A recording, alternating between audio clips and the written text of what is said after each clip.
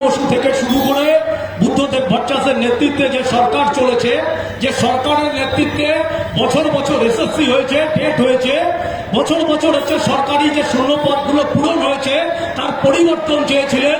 আর পরিবর্তন চেয়েছিলেন বলেই আজকে শিক্ষিত বেকার যুবক যারা পরীক্ষায় পাশ করে চাকরি পেল, সেই 26,000 চাকরি শিক্ষকরা আজকে হচ্ছে তাদের কাজ হারিয়েছে। আপনারা পরিবর্তন চেয়েছিলেন বলেই যারা পাশ করে যাদের আজকে বিদ্যালয়ে যাওয়ার কথা ছিল তারা হচ্ছে কলকাতার রাজপথে রাতের পর রাত, দিনের পর দিন, ঝড় জল বৃষ্টি রোদ্দুর মাথায় নিয়ে তাদের ধর্নায় বসতে হয়েছিল, আমরা যোগ্য প্রার্থী, আমাদের চাকরি দাও, এই বলে। আপনারা পরিবর্তন চেয়েছিলেন বলেই আজকে বছর বছর এসএসসি হয় না, প্রাইমারিতে নিয়োগ হয় না, আর বছর বছর হচ্ছে শূন্যপদ পূরণ হয় না। আপনারা পরিবর্তন চেয়েছিলেন বলেই কাটমানির মাধ্যম ছাড়া চাকরির অ্যাপয়েন্টমেন্ট লেটার পাওয়া যায় না। এই হচ্ছে আজকের বর্তমান পরিস্থিতি।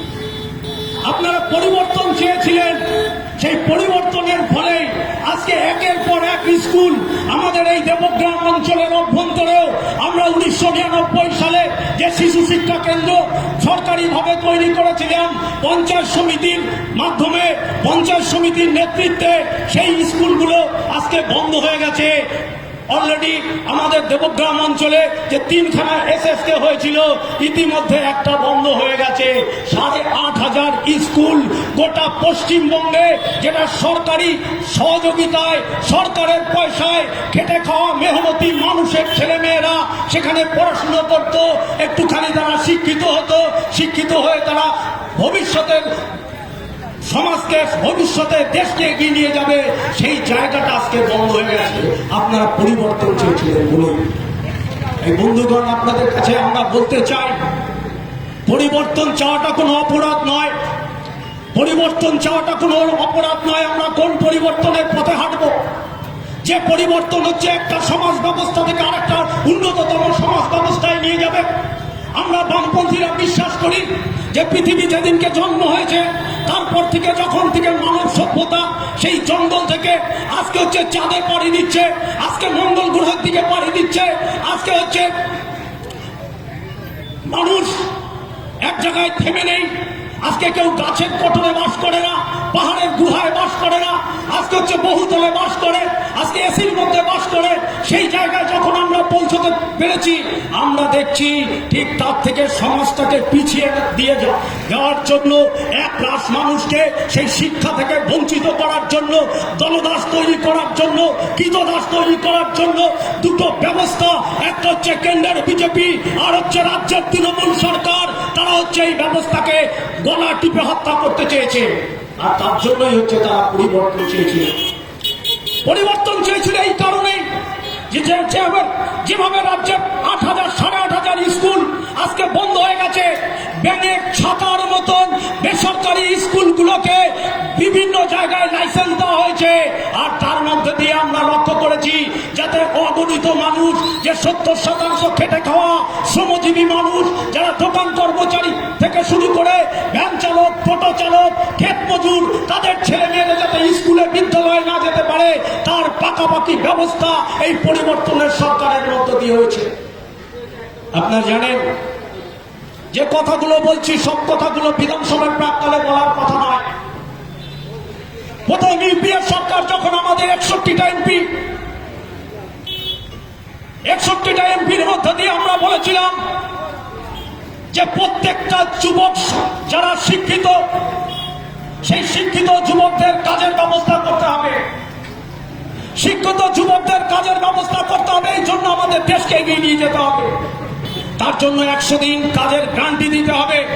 আমরা তখন ডিওএফআই করি, আমি সেই সময় ডিওএফআই লোকাল কমিটির সম্পাদক। আমরা বলেছিলাম যে আমাদের যদি কাজের নিশ্চয়তা দেওয়া হয় তবেই আমরা এই সরকারকে সমর্থন করব। আমরা একটা কমন মিনিমাম প্রোগ্রামের মধ্য দিয়ে ইউপিএস 1 সরকার গঠন করলাম। আমরা সরকারে যাইনি, আমরা বললাম মানুষকে কাজ দিতে হবে। কংগ্রেস তখন বলল যে সকলের কাজ দেওয়া সম্ভব নয়, তাই খেটে খাওয়া মেহনতি মানুষ যারা ক্ষেত মজুরি করে যারা দিন আনে দিন খায় শহর অঞ্চলে গ্রাম অঞ্চলে, তাদের অন্তত পক্ষে বছরে 100 দিনের আমরা কাজের ব্যবস্থা করব। আমরা সেটা দেখলাম।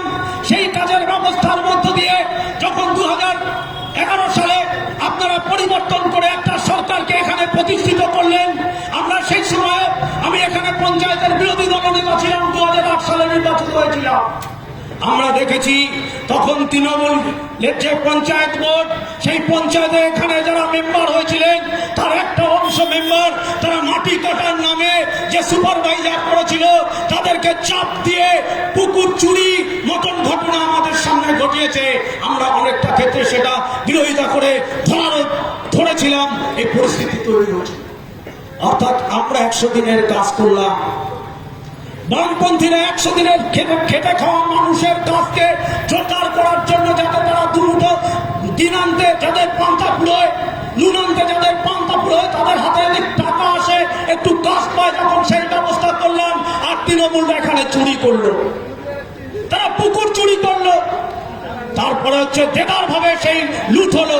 আর আজকে বিজেপি সেটাকে বন্ধ করে দিয়েছে, 100 দিনের কাজ আজকে ভারতবর্ষে পশ্চিমবঙ্গ সহ বিভিন্ন জায়গায় আজকে তারা বন্ধ করে দিয়েছে। যেটা হচ্ছে আপনারা জানেন যে আইন করে ইউপিএ 1 সরকার যে ব্যবস্থা করেছিল সেই ব্যবস্থাটাকে আজকে এরা বন্ধ করে দিয়েছে। তাই আমরা বলেছি আমাদের ইশতেহার,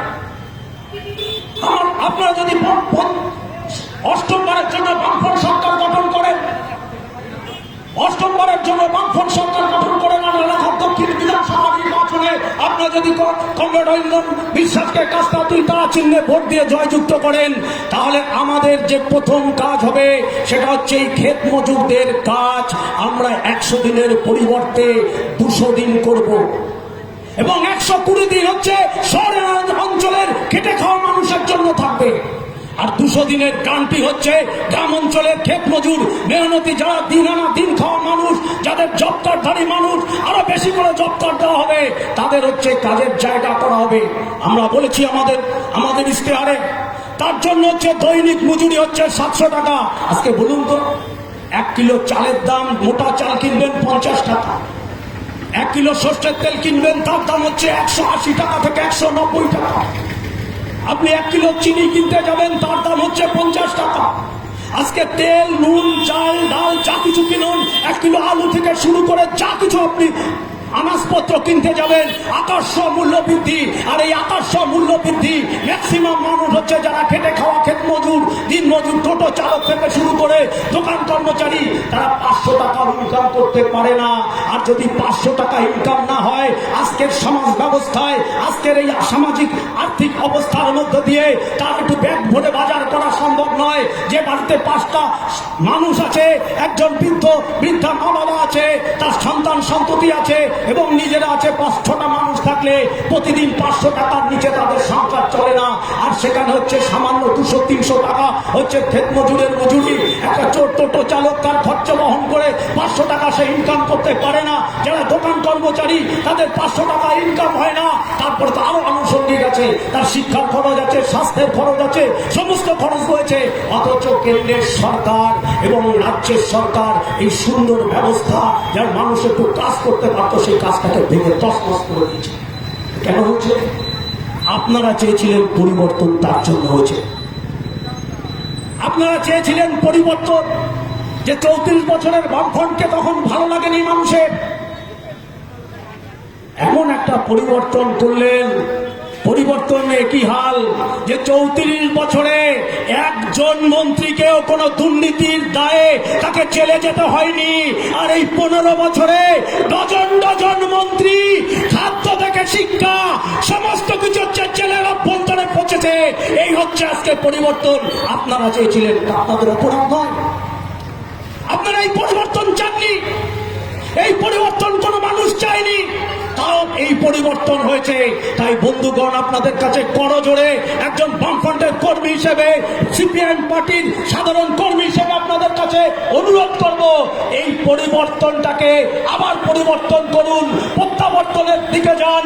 যে সেই উন্নত মানের আমাদের প্রয়াত কমরেড বুদ্ধদেব ভট্টাচার্য বলেছিলেন যে পরিবর্তন মানে বামফ্রন্টের থেকেও পরিবর্তন, উন্নততর বামফ্রন্ট সরকার, তাই অষ্টমবারের জন্য উন্নততর বামফ্রন্ট সরকার গঠন করব। আর যদি না করতে পারে, এদিকে বিজেপি যারা কি বলছে, যাদের হচ্ছে মূল এজেন্ডা হচ্ছে ব্রাহ্মণ্যবাদ। সব ব্রাহ্মণরা কিন্তু ব্রাহ্মণ্যবাদে বিশ্বাস করে না, সব ব্রাহ্মণরা কিন্তু ব্রাহ্মণ্যবাদে বিশ্বাস করে না। কতিপয় ধান্দাবাজ ব্রাহ্মণ আছে যারা হচ্ছে হিন্দু আর হিন্দুস্থানের গল্প শোনায়। তারা বলতে চায় আমরা হিন্দি ভাষায় হিন্দুস্থানের যারা স্লোগান দেয়, যারা আমাদের পশ্চিমবঙ্গের মাছ খাওয়া ব্রাহ্মণকে মানে না, মাছ খাওয়া পৈতেধারী যে ব্রাহ্মণ আছে তাদের যারা পূজা অর্চনা করে আমাদের ঘরে, তাদের এরা মানে না। ওদের পেটুয়া বাহিনীকে গোটা ভারতবর্ষে বসিয়ে দিতে চায়। তারা হচ্ছে আমাদের হিন্দুত্বের স্লোগান দেয়। বলুন তো, 34 বছর বামফ্রন্ট সরকার ছিল, একজন হিন্দু মানুষ বলতে পারবেন যে হচ্ছে কামারগেড়ে, যেখানে কামারগাড়িয়া, যেখানে মুসলিম অধ্যুষিত কিছু এলাকা, তার পাশে যারা হিন্দুরা থাকেন, বলতে পারবেন যে তাদের ঘরে লক্ষ্মী পুজো হয়নি, প্রতিদিন সন্ধ্যাবেলা তুলসী তলায় সন্ধ্যা প্রদীপ দেননি? 34 বছরে আজকে নতুন করে বিজেপি শিখাতে চাইছে এটা নাকি বাংলাদেশ হয়ে যাবে যদি বিজেপি ক্ষমতায় না আসে।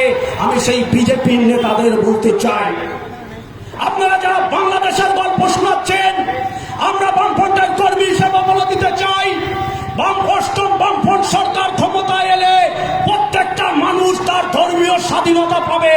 প্রত্যেকটা মানুষ, একটা ধর্মের মানুষ অন্য ধর্মকে আক্রমণ করতে পারবে না, এই নিশ্চয়তা আমরা দিচ্ছি। পশ্চিমবঙ্গই থাকবে, পশ্চিমবঙ্গ ভারতের অঙ্গরাজ্যই থাকবে। এটাকে আমরা কোনোভাবে বাংলাদেশ করতে দেব না। এই গানটি আপনাদের সামনে আপনারা বলছেন, বিভিন্ন জায়গায় কান পাতলে আরেকটা বলে দিচ্ছেন যে এটা বিজেপি না আসলে বাংলাদেশ হয়ে যাবে। আর এই ভয়টা তাদের দেখাচ্ছেন যারা পূর্ববঙ্গ থেকে এসছে, সেই হিন্দুদের আজকে করুণ পরিণতি হচ্ছে। যারা কিছুদিন আগেও বাংলাদেশে ছিলেন, এখানে এসে তারা ভেবেছিলেন তো ওখানে যে বিভিন্ন ধর্মীয় বিভিন্ন লাঞ্ছনার মধ্য দিয়ে বুকে অনেক যন্ত্রণা নিয়ে ওই বর্ডার পার করে কেউ হচ্ছে পাসপোর্ট নিয়ে এসে এখানে থেকে গেছেন, ভোটাধিকার পেয়েছেন। বামফ্রন্টের আমলে তারা হচ্ছে বিভিন্ন সময় এখানেও বসবাস করেছেন।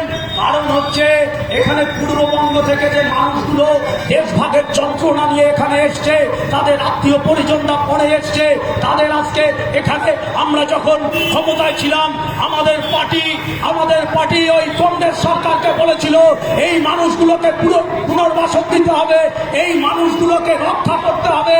মানবিক কারণেই আমাদের পার্টি তখন রাজ্য সম্পাদক কমরেড অনিল বিশ্বাস এই বিষ্ণুপুরের মাঠে এসে বসে বলে গিয়েছিলেন একটা মানুষও এখান থেকে আমরা তাড়াতে দেব না, তাদের অধিকার দিতে হবে।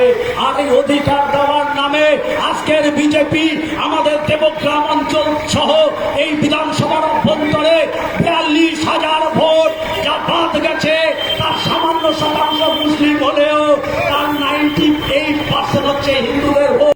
আর সেই হিন্দুদের ভোট যারা হচ্ছে প্রতিনিয়ত বলতে থাকে, যে মতুয়া ধর্মের কথা বলেন, যারা শান্তনু ঠাকুরের কথা বলেন, আর অসীম সরকার আপনার সোশ্যাল মিডিয়ায় বাইর দেয় হিন্দুদের কোনো ভয় নেই।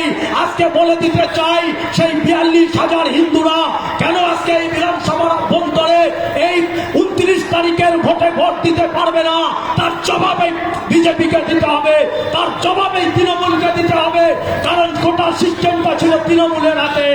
আর এসআইআর হচ্ছে বিজেপি আর এসএস এর চক্রান্ত, যে চক্রান্তের মধ্যে দিয়ে সাধারণ খেটে খাওয়া গরিব মানুষ, মহিলা থেকে শুরু করে হচ্ছে আপনার আদিবাসী খেটে খাওয়া মেহনতি মানুষ যাতে একটু অল্প পয়সায় ওই আদানি আম্বানিদের কলে কারখানায় মজুর পায়, নতুন করে কৃতদাস তৈরি করতে পারে, সেই চক্রান্তকে বাস্তবায়িত করার জন্যই আজকে এসআইআর এর মধ্য দিয়ে হাজার হাজার লাখ লাখ মানুষের নাম বাদ যাচ্ছে।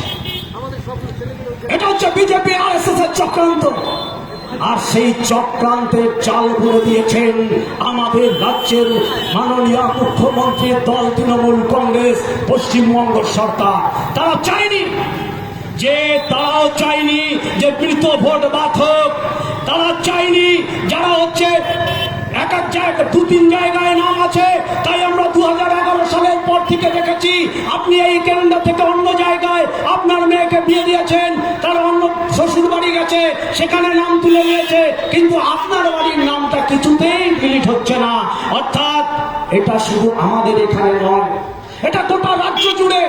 তাই আপনারা লক্ষ্য করেছেন প্রথম ধাক্কায় 28 তারিখে যখন ভোটার লিস্টে নাম বেরিয়েছে, তার আগেই 28 ফেব্রুয়ারিতে যখন ভোটার লিস্ট বের হলো, তার আগে যখন খসড়া ভোটার লিস্ট, তার মাঝেই হচ্ছে প্রত্যেকটা বুথ থেকে 70, 72, 100, 150 নাম বাদ চলে গেছে মৃত আর ডুপ্লিকেট ভোটার। আমাদের দিদিমণির আরো মাথা খারাপ হয়ে গেল। এ তো ভয়ঙ্কর ব্যাপার। যারা দেখেছেন না আমাদের এখানে বিধানসভা উপনির্বাচনে তৃণমূল করে কিন্তু ভোট দিতে পারেননি, তার ভোটটাও হয়ে গেছে, তার বাবা তার ঠাকুর তার ভোটটাও হয়ে গেছে। কারণ আপনাকে ভোট দিতে যেতে হয়নি, কারণ হচ্ছে তাদের বাহিনী দিয়ে মোটে মোড়ে দাঁড় করিয়ে ভোটারদের ঢুকতে দেয়নি, ছাপ্পা হয়েছে। এই পরিস্থিতি তৈরি হয়েছে গোটা রাজ্য জুড়ে। আপনারা দেখেছেন পঞ্চায়েত নির্বাচন, আপনারা দেখেছেন পৌরসভা নির্বাচন, কারণ আপনারা চেয়েছিলেন এই পরিবর্তন। তাই পরিবর্তনের নামে নির্বাচনে গণতন্ত্রের গলাকে এরা হত্যা করেছে। আর তার প্রতিশোধ নেওয়ার সময় হচ্ছে 29 তারিখ। 29 তারিখ আপনি ইভিএম এ যাবেন, ইভিএম এর সামনে দাঁড়িয়ে যখন আপনি ভোট দেবেন, আপনাকে সুস্থ মাথায় এই পরিবর্তন যারা এই সন্ত্রাস জঙ্গল রাজ পশ্চিমবঙ্গে কায়েম করেছে, আর তার জন্য তার দোষর হচ্ছে বিজেপি, যে তাদের সহযোগিতা করেছে, তাদেরকেও আপনাকে হিসাব করে পরাজিত করতে হবে। তাদেরও আপনাকে হিসাব করে পরাজিত করতে হবে। এই কারণে আজকে বুঝতে পারবেন আগামী কয়েক মাসের মধ্যে আমাদের রাজ্যে, আমাদের গোটা ভারতবর্ষে 2011 সালে হচ্ছে জনগণনা হয়েছিল, আবার 2026 সালে জনগণনা হবে, তার 27 সালে হচ্ছে তার রেজাল্ট। 43 খানা প্রশ্নের জবাব আপনাকে দিতে হবে। আজকে যাদের ভোটার লিস্ট থেকে নাম বাদ গেল, তারা কোন জবাব দেবে? ভারতবর্ষের তারা কারা? তারা নাগরিক না বেনাগরিক? তারা কোন শ্রেণীর নাগরিক? আজকে তাদের কি দুর্বিষহ যন্ত্রণার মধ্যে এই বিজেপি এবং তৃণমূল দুটো সরকার তারা চোট বেঁধে এই বিপদের মধ্যে মানুষকে ফেলে দিয়েছে। ইতিমধ্যে আপনারা জানেন খড়গপুরের বাবু ঘোষবাবু বলেছেন যাদের ভোটার লিস্ট থেকে নাম বাদ গেছে তারা হচ্ছে সবাই দেশদ্রোহী। তাহলে যে বাবা, এখানে বাবা মায়ের নাম আছে, তার সন্তানের নামটা বাদ গেল, তাহলে সেই সন্তানটা দেশদ্রোহী, আর তার বাবা হচ্ছে দেশপ্রেমিক। এই হচ্ছে এরা ভাগ করতে চাইছে মানুষকে। আজকে বলুন তো, এসআইআর এর নামে যে যন্ত্রণাদায়ক ব্যবস্থার মধ্যে ফেলে দেওয়া, আমি একটু এসআইআর নিয়ে আপনাদের সামনে বলবো। অনেকে এসআইআর এর ফর্ম পূরণ করেছেন, কিন্তু পিছন সাইডে কি লেখা আছে ওটা দেখার প্রয়োজন বোধ করেননি। এই আমার ভাষণ যারা শুনছেন তাদের সকলের কাছে অনুরোধ করব, আপনার জানার জন্য, সিপিআইএম পার্টিকে ভোট দেওয়ার জন্য নয়, ওই ফর্মটা আজকে বাড়িতে যে ঠিক তার পিছন সাইডে কি লেখা আছে এক এক করে আপনি পড়বেন। পড়ার পরে দেখবেন 2004 সালের 2রা ডিসেম্বর থেকে আজ পর্যন্ত যে সন্তান জন্মগ্রহণ করছে তার বাবা মা দুজনকেই ভারতের নাগরিক হতে হবে, তবেই তার সন্তান হচ্ছে ভারতের নাগরিকত্ব পাবে, ভোটাধিকার পাবে। বলুন তো, আমাদের পাশেই হচ্ছে বাংলাদেশ, আর এই যে অঞ্চলে আমরা বসে আছি এটা বর্ডার এলাকা, বর্ডার থেকে বেশি দূরে নয়, এই জায়গায় আমরা দাঁড়িয়ে আছি।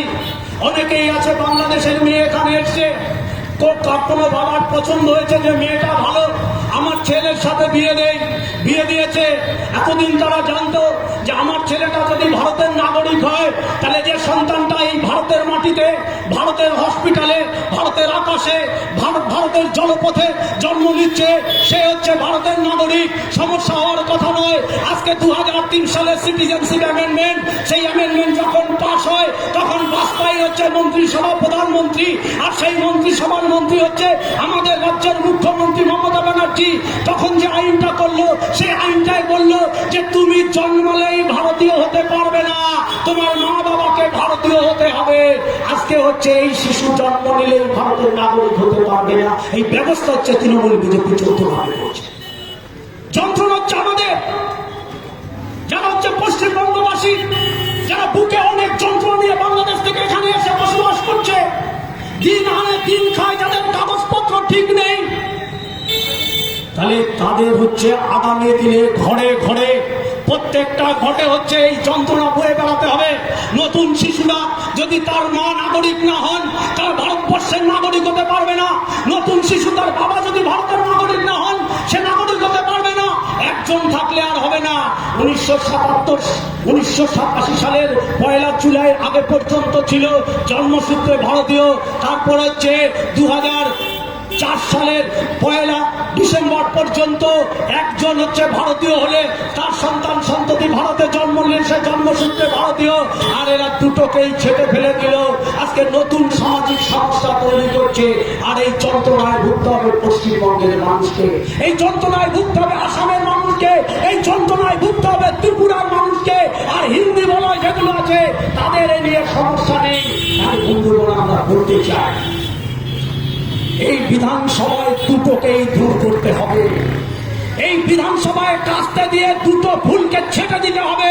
আর যদি এই ব্যবস্থা না করতে পারেন, আপনার ঘরে আমার ঘরে যন্ত্রণার বন্যা বইবে, আপনার আগামী দিনে বুঝতে পারবেন। এই জন্য বলছি, এসআইআরের ফরমটা যত্ন করে রেখে একটু উল্টে পাল্টে এই ভাষণ শোনার পরে বাড়িতে একটু দেখবে। ওরা এসআইআরের নামে যে ফিরিস্তি চেয়েছিল 11টা ডকুমেন্টস, বলুন তো এই 11টা ডকুমেন্টস সবার একটা ডকুমেন্টস কজনের আছে? 11টার মধ্যে একটা কজনের আছে? 1987 সালের আগে কে ব্যাংকের বই রেখে দিয়েছে? 1987 সালের আগে কে এলআইসির কাগজ রেখে দিয়েছে? বলুন তো 1987 সালের আগে কে পেনশনের পেপার রেখে গেছে? আজকে সে মারা গেছে।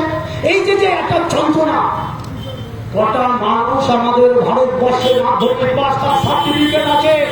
কটা মানুষের হচ্ছে ভারতবর্ষে, কটা মানুষ হচ্ছে মাধ্যমিকের অ্যাডমিটটা পাস করে রেখেছেন? তাহলে তো ভারতবর্ষে 100% শিক্ষিত হওয়ার কথা, কেন হতে পারবে না? তাহলে এরা এমন কিছু ব্যবস্থা তৈরি করেছে যে ব্যবস্থার মধ্যে দিয়ে আম জনতার একটা বড় অংশ ভোটাধিকার থেকে বঞ্চিত হয়। আর কারা করলো? এখনো কেউ, কালকে আমি একটা জায়গায় গেছিলাম, যখন বাড়ি বাড়ি যাচ্ছি, তার বাড়িতে দেখি সামনের দরজায় হচ্ছে জয় শ্রীরামের একটা উত্তরীয় রয়েছে, ঝুলানো রয়েছে। তাই বললাম, ভাই তোমাদের বাড়িতে সবকটা ভোট আছে তো?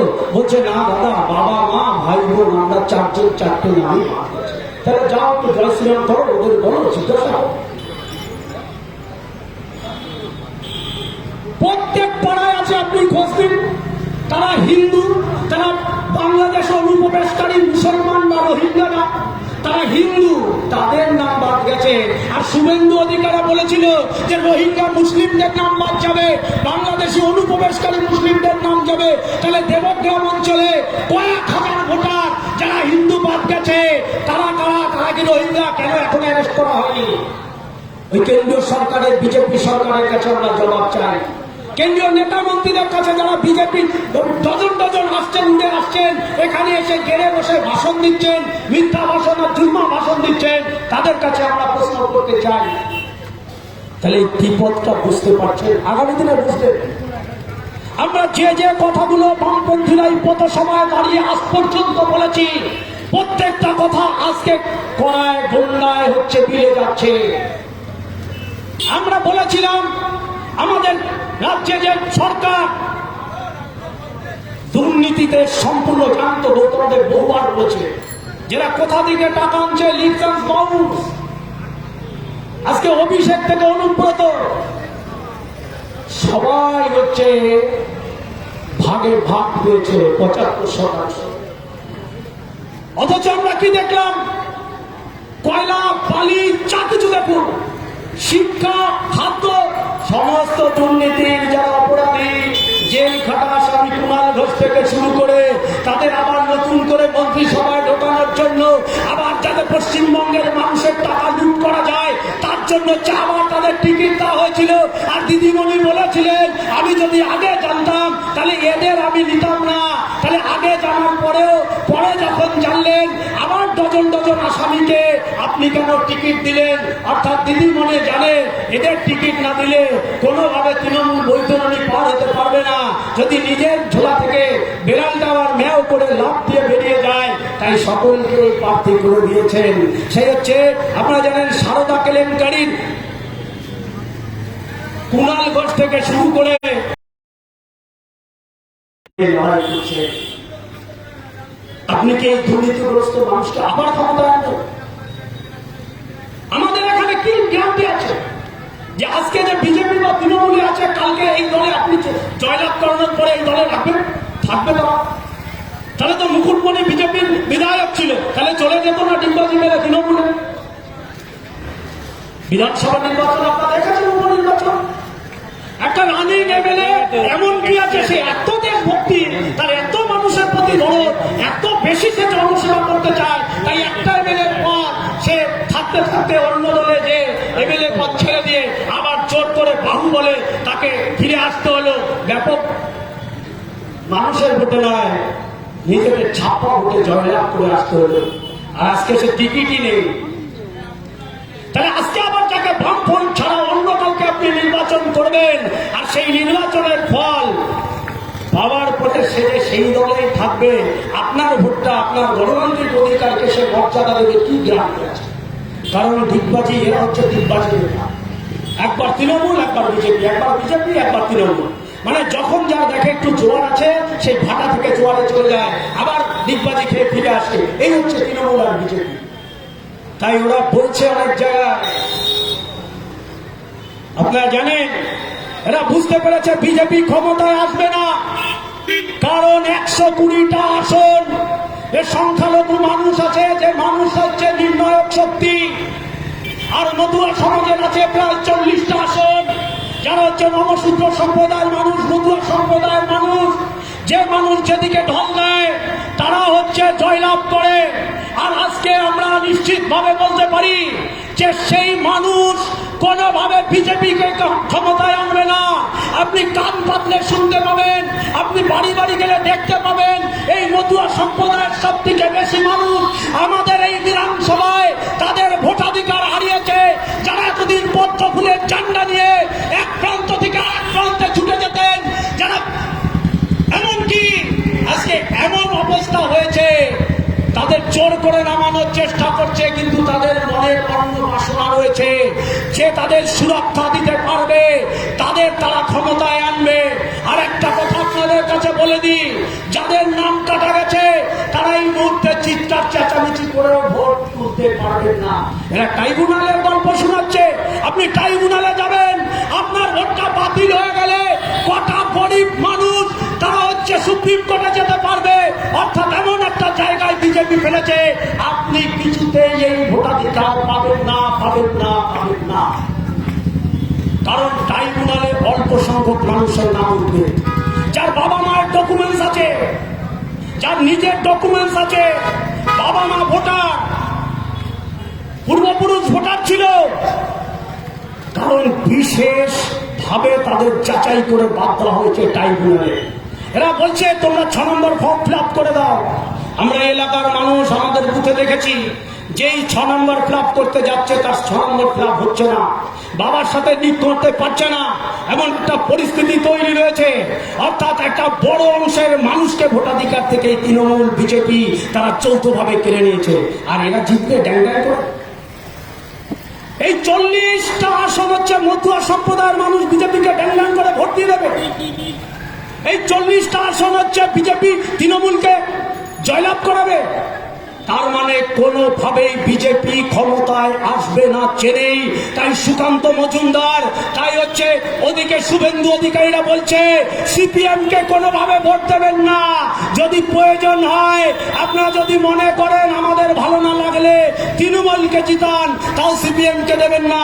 কারণ গোটা ভারতবর্ষে আমরাই হচ্ছি সব থেকে ওদের কাছে বিরোধী। আমাদের সব থেকে বড় শত্রু বিজেপি, তারপরে হচ্ছে তৃণমূল। কারণ হচ্ছে আমরা জানি এরা শ্রেণীগত চরিত্রে, আমরা যে ধর্ম নিরপেক্ষতার কথা বলি, ওরা কোনোভাবে এটা চায় না। ওটা এরা চায় জাতপাতের ভিত্তিতে, ধর্মের ভিত্তিতে মানুষকে ডিভাইডেশন করে আবার নতুন করে কৃতদাস তৈরি করে ওই আদানি আম্বানির ঘরে আপনার আমার টাকা পৌঁছে দিতে চায়।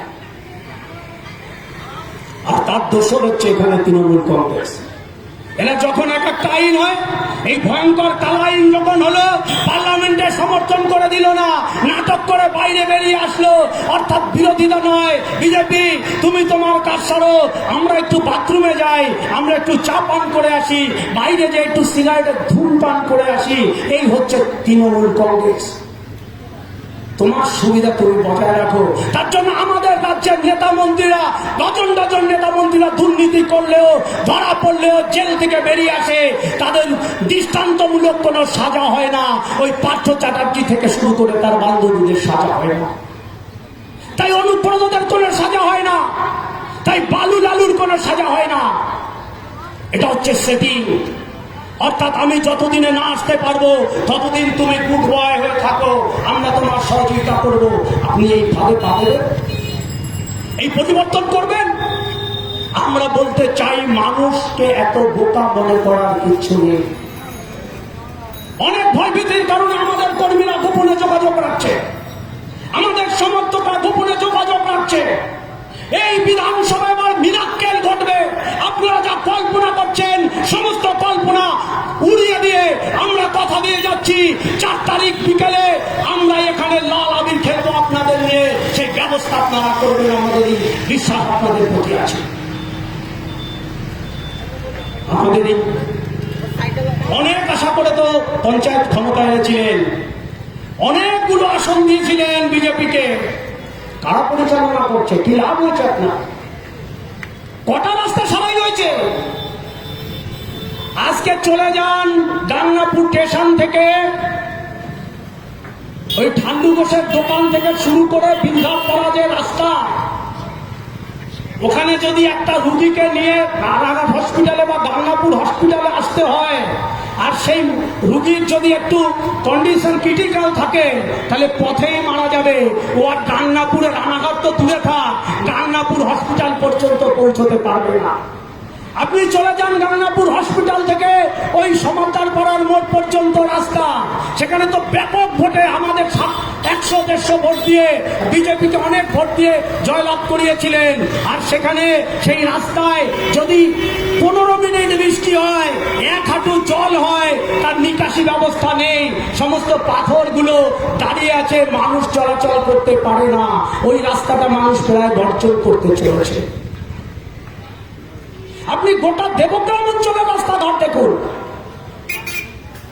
এখানে এমন কাটমানি, এক একটা রাস্তা টেন্ডার হয় 1 লাখ টাকায়, আগেই 30,000 টাকা সরে যায়। কারণ কোনো একজন কন্ট্রাক্টর সেই টেন্ডার নিয়ে অন্য একজনের হাতে দিয়ে বলছে, ভাই তুই আমাকে 30,000 দে, তুই কাজ কর। অর্থাৎ প্রথম চোটে 30 চলে গেল। তারপরে যে কন্ট্রাক্টর কাজ করবে সে কি জল খেয়ে করবে না হাওয়া খেয়ে করবে? তার মানে তারপরে আরো অনেক আছে, এক একজন আছেন তারা মেম্বার হয়েছেন, আপনারা জয়লাভ করিয়েছেন, 2 হাত পেতে কাটমানি নিচ্ছে। 5% কেউ হচ্ছে রাস্তা পিছু 10,000, কেউ হচ্ছে ওই সেপ্টিক ট্যাঙ্ক, বাড়ি বাড়িতে জল শোষণের জন্য আপনার বাড়ি হচ্ছে তার জন্য 5,000, ওই পায়খানা করলে তার জন্য আরো 2-4-5,000 দিতে হচ্ছে। এমন একটা পরিস্থিতি দেবগ্রাম পঞ্চায়েতের অভ্যন্তরে আপনারা তৈরি করেছেন। তাদের এনেছেন পরিবর্তন করে। এটা হাওয়া না, এটা কোন ঝড়? আমি বলবো পঞ্চায়েতে হাওয়া ছিল না, ঝড় ছিল বিজেপি ঝড়। আর যাদের ক্ষমতা এনেছেন আজকে দেখছেন উন্নয়নের বহর বইছে। কোন পরিবর্তন করবে? আর আমাদের দেখুন, আমাদের নেতা 34 বছরে একজনকেও আপনারা দুর্নীতির দায়ে জেল খাটাতে পারেননি। আপনারা পেরেছেন। কোনটা পেরেছিলেন?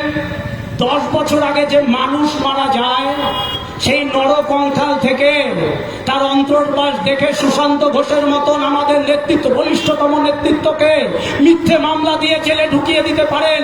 আজকে হচ্ছে বিজেপির নেত্রী সেই ভারতী ঘোষ। আপনারা এটা পেরেছেন। আপনারা এটা পেরেছেন। বাড়ির উঠোনে বোম রেখে ওই হাসান শেখের মতন মানুষকে, ছাপোষা একজন যে সকাল ভোর 5টায় মাঠে যায় আর হচ্ছে রাত 9টায় ফিরে আসে, দুপুরবেলা একবার খেতে আসে, তার চাষবাস নিয়ে সারাদিন ব্যস্ত থাকে। আমাদের এসএফআই এর লিডার যে জাপানে চলে গেছে কদিন আগে হচ্ছে পড়াশোনা করার জন্য, তার বাবাকে মিথ্যা মামলা দিয়ে জেলের মধ্যে ঢুকিয়ে দিতে পারে। কিন্তু বাস্তবিক একটা নেতার গায়ে আপনাদের কলঙ্কের কালি, আপনারা যে দুর্নীতি করেছে, চুরি করেছে, কথা বলার মতন হিম্মত পশ্চিমবঙ্গের কোন মানুষের আছে বলে আমাদের বিশ্বাস নেই।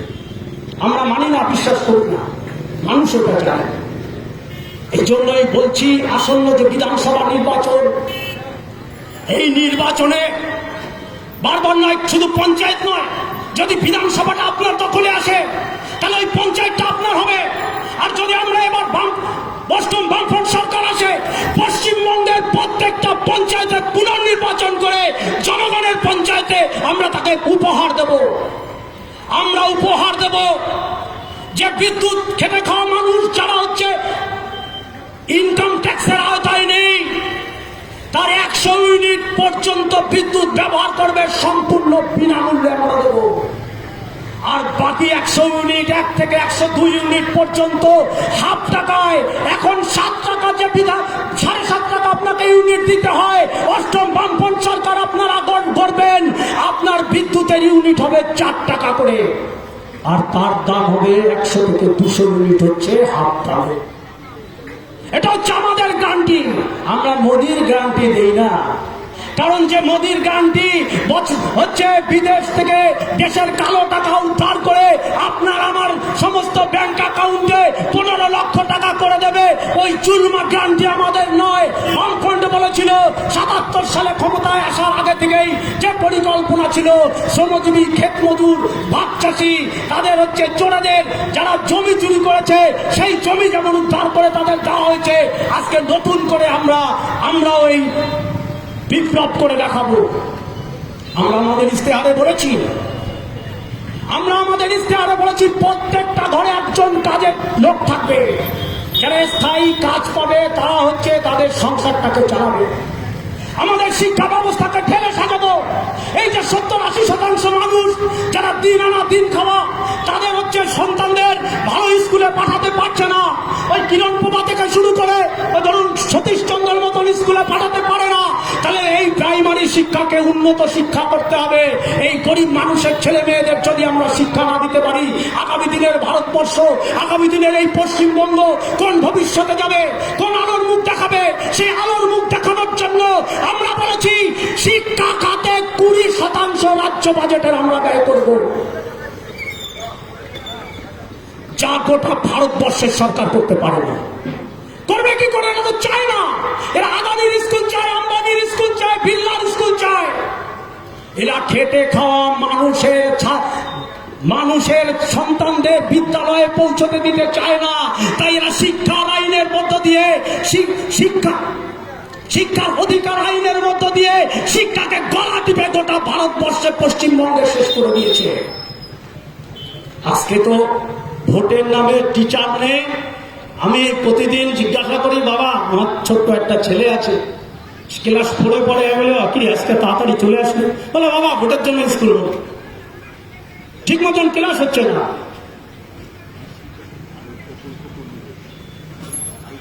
তারা কি হচ্ছে, মানে শিক্ষকদের নিয়ে নেওয়া হয়েছে ভোটের কাজে, বিএলওর কাজে। ফলে আজকে পর্যাপ্ত পরিমাণে শিক্ষক নেই। যে স্কুলে 3 জন আছে তার 2 জন হচ্ছে বিএলও, আর একজনকে ভোটে ডেকে নিয়েছে, তার ট্রেনিং আছে। তাহলে আপনার আমার সন্তানটা কি করে শিক্ষা পাবে? এই হচ্ছে আজকের রাজ্যের আপনারা চেয়েছিলেন পরিবর্তন, তার ফল আজকে গোটা রাজ্যের মানুষ ভুগছে। আজকে আজকে ভোগ করতে হচ্ছে আমাদের। আরো আগামী দিনে ভোগ করতে হবে এই যে এসআইআর এর নামে যাদের নাম বাদ গেল তাদের নাম তুলতে এই লাল ঝান্ডা ধরে ওই মানুষগুলোকে আসতে হবে, বিপ্লব ঘটাতে হবে দেশে রাজ্যে। কারণ যদি এই সরকার থাকে, কেন্দ্রে বিজেপির সরকার, এই আইন পরিবর্তন করা যাবে না। রাজ্যে যদি তৃণমূল থাকে তাহলে যারা গাঁট ছাড়া বেঁধে এদের এই পরিস্থিতিতে রাখবে। তাই যেমন রাজ্যের পরিবর্তন চাই, আগামীতে কেন্দ্রেরও পরিবর্তন চাই, নতুন আইন চাই। নতুন আইনের মধ্য দিয়ে এই আপমর মানুষকে বাঁচাতে হবে, রক্ষা করতে হবে, নয় গোটা সমাজ ব্যবস্থায় পতন লেগে যাবে। একটু ভাববেন আমাদের কোথায়। আমরা যদি বলতে থাকি এখানে 9টা অবধি পারমিশন আছে, সারা রাত চলে যাবে, তবুও আপনাদের দুঃখের কথা আমরা বলে শেষ করতে পারবো না। যাই তৃণমূল বিজেপি আছে করেছে। আজকে কৃষির ক্ষেত্রে আমরা বলেছি আমাদের কৃষকদের কেন আত্মহত্যা করতে হয়? বামফ্রন্টের বুদ্ধদেব সরকার ছিল, বুদ্ধদেব ভট্টাচার্য বলেছিল আমরা তোমাদের পাশে আছি, তোমরা জমিটা চাষ করো। তাই হচ্ছে যতদিন 2011 সাল পর্যন্ত আমাদের রাজ্যে কৃষি ব্যবস্থা সবুজে সবুজ ছিল, কৃষকরা কাজ করেছে। আজকে সব হচ্ছে পরিযায়ী শ্রমিক, যেমন গ্রাম অঞ্চল, মাঝের গ্রাম অঞ্চল, হাইসমালি অঞ্চল, যেদিকে যাবেন জমি আছে কিন্তু তাতে সবুজ নেই। কেউ এক থালি চাষ করেছে একটু নিজে খাবার ধানের জন্য, কেউ একটু 5টা থালি চাষ করছে না। আজকে পাট শিল্পটা কোথায় চলে গেল? কেন্দ্রের বিজেপি সরকার আসার পরে এরা ঠিক করেছে খাদ্য দ্রব্যে নয়, সমস্ত কিছুতে 100% প্যাকেজিং হবে, পলিথিনে, নাইলনে হবে। ফলে আমার রাজ্যের চাষি তারা পাট চাষ করে আর লাভজনক দাম পাবে না, পাট শিল্প ধ্বংস হয়ে যাবে। আজকে পাট শিল্পটাকে গলা টিপে হত্যা করা হয়েছে। আমরা যখন ইউপিএ সরকার ছিলাম, লালু প্রসাদ যাদব রেলমন্ত্রী, তিনি বলেছিলেন যে হচ্ছে ওই খাদি শিল্পকে বাড়াতে হবে, মাটির ভার, স্টেশনে মাটির ভাড়া চা দিতে হবে, রেলে যারা চা খায় তাদের মাটির ভাড়া দিতে হবে। অর্থাৎ একটা প্রান্তিক অংশের মানুষকে বাঁচানোর প্রয়াস। আমরা সেই সময় বলেছিলাম যে প্যাকেজিং হবে খাদ্যদ্রব্য 100% হচ্ছে পাটের থলিতে, যেটা হচ্ছে কৃষককে বাঁচানোর লক্ষ্য ছিল। তাই আমরা এবার বলেছি আমাদের ইশতেহারে 16টা নিত্য প্রয়োজনীয় ফসল যেটা আপনার গ্রামে চাষ হয়, আমার এই গ্রামে চাষ হয়, সেই 16টা হচ্ছে তার খরচের 1.5 গুণ লাভজনক দিয়ে সরকার আপনার ফসল কিনে নেবে। লাভজনক বুঝে নেবে সরকার কোথা থেকে কিনবে। এই কাজটা হচ্ছে আমরা করব। যদি কৃষকের ফসল ঠিক মতন তারা লাভজনক পায়, তাহলে যে কৃষকের জমি আছে, যে কৃষকের 2টো সন্তান আছে, একটু শিক্ষা দিয়ে মাধ্যমিক পাশ করাতে পেরেছে, তাকে আর পরিযায়ী হতে হবে না। নিজের কৃষি জমি চাষ করে বাড়িতে সন্তান সন্ততির সাথে থেকে সে একটা সুন্দর পরিবার গঠন করতে পারবে। তার হচ্ছে যদি লাভজনক দাম পায়, তাহলে গাঙ্গাপুর বাজার দিয়ে, ওই মিষ্টির দোকান দিয়ে, ওই কাপড়ের দোকান দিয়ে একটু ভালো মিষ্টি, একটু কাপড় কিনতে পারবে। অর্থাৎ আমাদের যে 34 বছরে যে বাজার তৈরি হয়েছে, সেই বাজারটাকে যাতে আরো উন্নত বাজারে পরিণত হয়, তার ব্যবস্থা হচ্ছে কৃষিকে উন্নতি করেই আমরা করব। আমরা বলেছি প্রত্যেকটা জেলায় শিল্প তালুক হবে। আমরা বলেছি যে শিল্পগুলো বন্ধ হয়ে গেছে সেই শিল্পকে অষ্টম বামফ্রন্ট সরকার গঠন করবেন আপনারা, সেই সরকার হচ্ছে সেই শিল্পকে পুনরুজ্জীবিত করবে। যে প্রকল্প শ্রমিক রয়েছে, আইসিডিএস থেকে শুরু করে অঙ্গনের বিভিন্ন ক্ষেত্রে যারা ঠিকা শ্রমিক আছে, এই সমস্ত ঠিকা শ্রমিককে ন্যূনতম 26,000 টাকা মজুরির মধ্য দিয়ে তাদের স্থায়ী করা হবে। আমরা আমাদের ইশতেহারে বলেছি। আর বললেন না জলের কথা, খুব একটা জ্বলন্ত প্রমাণ দিয়ে দিই। এই রাত্রেবেলা কয়েকদিন রাতে দেখেছেন আমি এখানে এসে আপনাদের সামনে, এখন তো আমার ডিউটি আওয়ার্স নয়, তাই আমি কথাগুলো বলতে পারছি আপনাদের। অনেক রাত 9টা-10টা অব্দি এখানে মাটি খোঁড়াখুড়ি করে গেছি। हर घर में नल पहुंचाएगा, मोदी जी भाषण दिएছিলেন हर घर में नल पहुंचाएगा। সবার বাড়ি বাড়ি নল ঢুকিয়ে দেওয়া হয়েছে, অথচ পরিকাঠামো তৈরি হয়নি। তাই আপনারা দিনের পর দিন এই দক্ষিণ গাংনাপুরের মানুষ আপনার বাড়িতে জল পৌঁছায় না, অর্থাৎ এরা জল দেওয়ার নামে যেটুকু আগে আপনারা পেতেন আজকে সব বন্ধ হয়ে গেছে। আর তার জন্য হচ্ছে আমাদের রাজ্যের মন্ত্রীরাও দায়ী। কারণ হচ্ছে এখানেও বিভিন্ন ভাবে কাটমানি, যে উন্নত মানের জিনিসপত্র দিয়ে তৈরি করার কথা ছিল হয় না। আজকে আপনারা জল পাচ্ছেন না। আমরা আমাদের ইস্তেহারে বলেছি প্রত্যেক ঘরে জলের ট্যাঙ্কি আমরা দেব। অপরিকল্পিত ভাবে জল তুলে নেওয়া হচ্ছে, ভূগর্ভস্থ জল যেখানে হচ্ছে বিষ। একটু মনে করিয়ে দিয়ে যাই আপনাদের, দিদিমণি বলেছিলেন যে নদিয়া জেলার মানুষ 2011 নির্বাচনে সব নাকি বামফ্রন্ট বিষ পান করাচ্ছে। জানি না আপনাদের স্মৃতিতে আছে কিনা। আর্সেনিক প্রবণ এলাকা রানাঘাট 2 নম্বর ব্লক, এই আর্সেনিক প্রবণ এলাকা পরিকল্পনাহীন ভাবে গঙ্গার জল পৌঁছানোর নামে কোটি কোটি টাকা হচ্ছে ধ্বংস করা হচ্ছে। এই পাইপ লাইন একই ডিপার্টমেন্ট, আমরা বুঝি না। পিভিসি পুঁতে দিয়ে যাচ্ছে, হয়ে গেল 1 মাস, তারপরে তার উপরে হচ্ছে 5 ফুট বেড়ের পাইপ, লোহার পাইপ, সেটাকে ফেলে দিয়ে নতুন করে ফেলে দেওয়া হচ্ছে। কারণ এটা কাটমানির প্রতিযোগিতা চলছে, কে কত বেশি, কত ধ্বংস করা যায় আর কত গড়া যায়, কত কাটমানি নেওয়া যায়, এই ব্যবস্থা হচ্ছে আমাদের প্রত্যেকটা ডিপার্টমেন্টে চলছে, প্রত্যেকটা ডিপার্টমেন্টে চলছে। আজকে আপনি যা করতে যান সামাজিক সুরক্ষা, সামাজিক সুরক্ষা আপনি যাবেন ওই ডিএলসি থেকে শুরু করে বিডিও অফিসে। আপনার সামাজিক সুরক্ষার বই করেছেন, পেনশনের সময় হয়েছে, দেখবেন আপনার যে এজেন্ট আছে সে বলবে আমাকে 5,000 দিতে হবে। আপনার স্বামী মারা গেল, কোনো একজনের স্বামী মারা গেছে, ওই প্রভিডেন্ট ফান্ড থেকে 50 পাবে, বলবে 5,000 দিতে হবে। অর্থাৎ প্রত্যেকটা জায়গায় হচ্ছে কাটমানি। আর এই সুযোগ কেন পাচ্ছে জানেন? যে রাজ্যের নেতারা চোর, যে রাজ্যের নেতারা ঘুষখোর, যে রাজ্যের নেতারা হচ্ছে মানে মন্ত্রীরা জেলে থাকে, সেই রাজ্যের কর্মীরা তো পাবে এই সুযোগ তৈরি করে দেওয়া হয়েছে। তাই কেউ কারোর বিরোধিতা করতে পারে না। তাই এই ব্যবস্থাটাকে ছুঁড়ে ফেলে দিয়ে নতুন ভাবে বামফ্রন্ট সরকার একটা দুর্নীতিমুক্ত প্রশাসন করার অঙ্গীকার আপনাদের সামনে দিচ্ছে। আমরা আপনাদের কাছে আহ্বান রাখছি, এই কাজগুলো আপনাদের করতে হবে। লাল ঝান্ডাকে শক্তিশালী করতে হবে।